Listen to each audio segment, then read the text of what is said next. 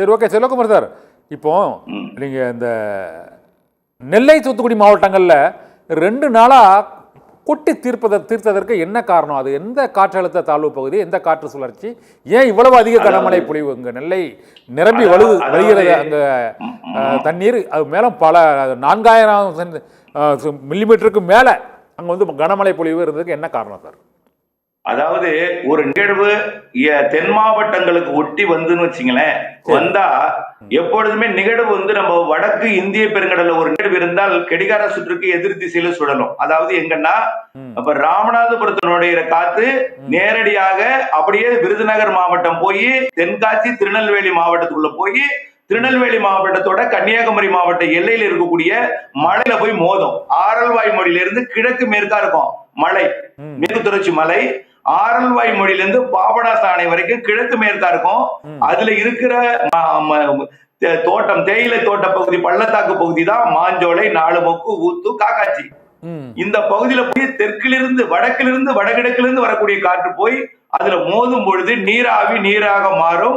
அதனால எப்பொழுதுமே மாஞ்சோலை, காக்காட்சி, நாலுமுக்குக்கு வடகிழக்கு பருவமழை காலத்துல ஒரு நிகழ்வு வங்கக்கடல்ல மண்டல வளைகுடாவில் இருந்தாலோ கண்டிப்பா நிறைய மழை பிடிக்கும், முதலிடத்தை பிடிக்கும் அந்த இடம்.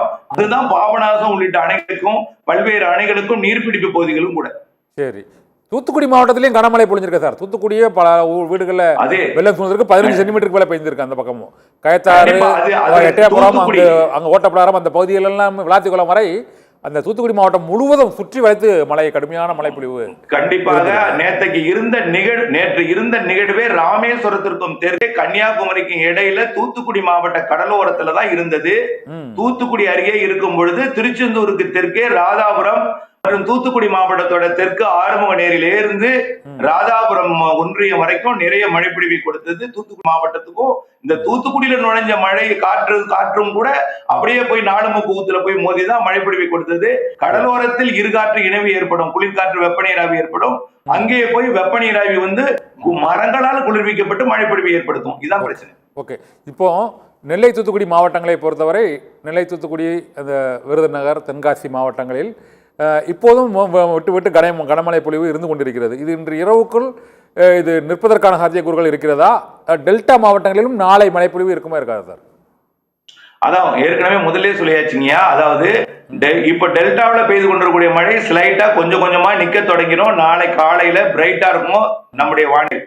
தென் மாவட்டங்கள்ல பெய்து கொண்டிருக்கக்கூடிய மழையும் நாளை காலைக்குள் தெளிவடைந்துடும்.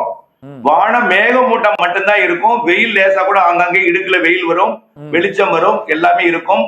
படிப்படியாக இது தாழ்வு பகுதியாக இலங்கைக்கு கிழக்கு பகுதியில் உருவாகும் போது படிப்படியா வானம் மேகம் சூடும் மீண்டும். பிறகு கருமேகங்கள் நிறைய டெவலப் ஆயிடும். அப்புறம் டிப்ரெஷனா மாறும் பொழுது மழை தூறலை விழ கொடுக்கும். 26ஆம் தேதியிலிருந்து அடுத்த நாள் 27ல இருந்து மழை தூறல்கள் விழ தொடங்கும். நெருங்கி வர ராமேஸ்வரத்திலிருந்து மழை பொழிவை தொடக்கம். 26ஆம் தேதி பிற்பகல் இருந்து 27ஆம் தேதியிலிருந்து உறுதியாக ராமேஸ்வரம், அடுத்தது ராமநாதபுரம் கடலோரம், பிறகு புதுக்கோட்டை மாவட்ட மணமேல்குடி மற்றும் கோட்டப்பட்டினம், ஜெகதாப்பட்டினம், மீமிசொல், தொண்டி போன்ற ராமநாதபுரம் மாவட்ட புதுக்கோட்டை மாவட்ட கடலோரம் தொடங்கி டெல்டா மாவட்டங்களின் தெற்கு பகுதி தொடங்கி படிப்படியாக அப்படியே வடகடலோரம் வரைக்கும் மெல்ல முன்னேறி தொடர் மழை பொழிவாக கொடுக்க தொடங்கும். ஓகே, ஆனா சென்னியார் புயல் அது வந்து புயலாக மாறுவதற்கான வாய்ப்பு எவ்வளவு இருக்கு சார்? புயலாக மாறுவதற்கு வாய்ப்பு மிக குறைவுதான்.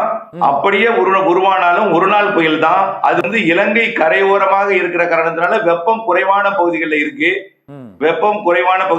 கடல் நீரோட்டத்தை பிடித்தால் புயலாக மாறும். புயலாக மாறினாலும் ஒரு இலங்கையிலிருந்து டெல்டா மாவட்டம் நெருங்குற வரைக்கும் தான் இருக்கும். டெல்டாவில கரையெல்லாம் கிடக்காது. எங்குமே வடகடலோரத்தை நெருங்கும் போது, கரையை நெருங்கும் பொழுது செயலிழந்து அது ஒரு காற்றழுத்த தாழ்வு, தீவிர தாழ்வு பகுதியாகவும் மண்டலமா தான் கரை கிடக்கும். அது உருவாக வாய்ப்பு குறைவு. உருவானால் ஒரு நாள் தான் இருக்கும்.